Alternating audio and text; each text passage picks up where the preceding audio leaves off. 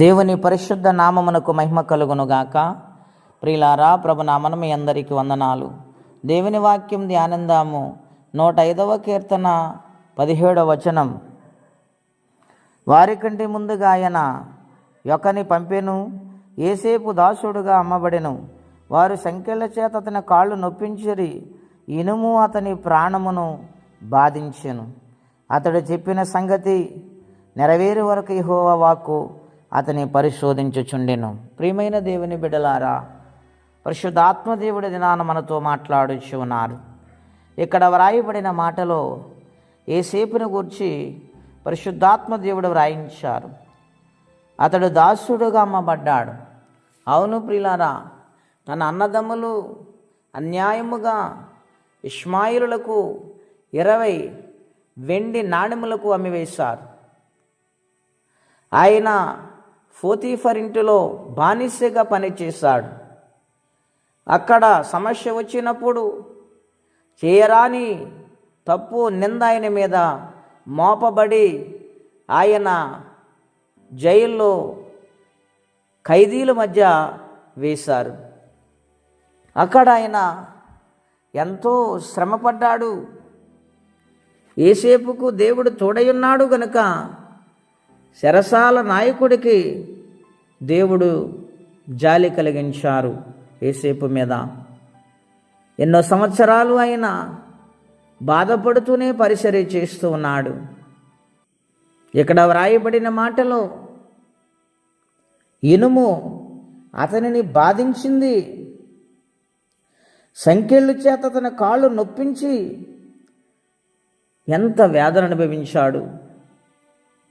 ఆయన తప్పు చేశా, ఆయన పాపము చేశా, పాపము నుండి ఆయన పారిపోయాడు. అన్యాయముగా ఆయన నిందను అవమానమును భరించాడు. ఈ ఉదయకాల సమయంలో దేవుని బిడ్డలారా, ఎంత మంచిగా ఉన్నా, ఎంత ప్రేమగా ఉన్నా, నిందలు అవమానాలు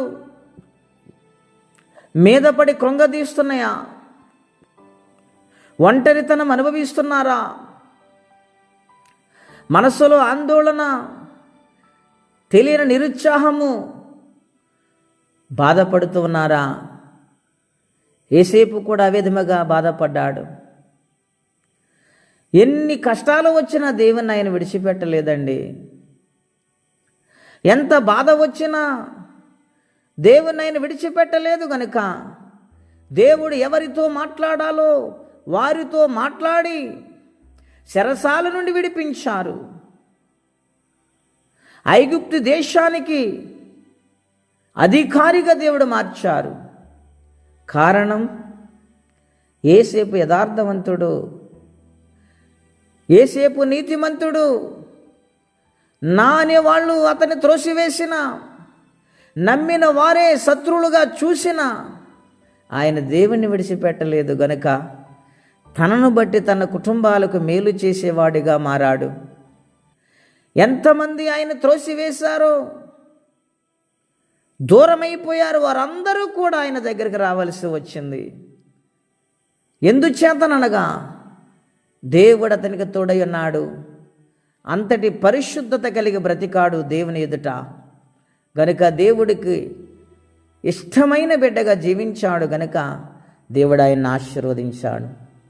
ఈ ఉదయకాల సమయంలో సమస్యలు గుండా ప్రయాణం చేస్తున్నావని, నిందలు అవమానాలు ఎడల మీద పడుతున్నాయని బాధపడుతున్నావా? నీ బాధను చూసే వ్యక్తి ఒకరున్నారు. ఆయనే నజరేయుడైన యేసు. ఆయన వైపు చూసి ఆయన పాదాలు కడిగి ప్రేమతో ఆయన పాదాలను పట్టుకుని స్తుతించేవారిగా ఉంటే నిత్యముగా ఆయన మర్చిపోయే దేవుడు కాదు, విడిచిపెట్టే దేవుడు కాదు, కార్యము జరిగిస్తారు. భయపడకండి, ప్రభు మీకు సహాయము చేయనుగాక. ప్రార్థనండి. అత్యంత కృప కలిగిన దేవా, మహోన్నతమైన మీ నామం కొరకై వందనాలు.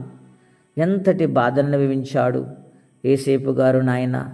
ఆయనను నీవు కాపాడుతూనే వచ్చావు నాయన. చివరికి జయముతో నింపావు నాయన. నీ కృపా కటాక్షములు ఆయన మీద ఉంచావు నాయన. ఆ విధంగా మా జీవితాల్లో కూడా నాయన మీ యొక్క కృప, మీ యొక్క కనికరము మా మీద ఉంచి ప్రతి సమస్యను విడిపించి మా జీవితాలు జయముతో నింపుతున్నందుకు మీకు వందనాలు. ఇంకను మేలు చేయమని మహిమ ఘనత కీర్తి ప్రభావాలు మీకే చెల్లిస్తూ యేసయ్య నామములో ప్రార్థించి స్తుతించి వేడొచ్చున్నాము తండ్రి. ఆమెన్. దేవుడు దీవించును గాక. ఆమెన్.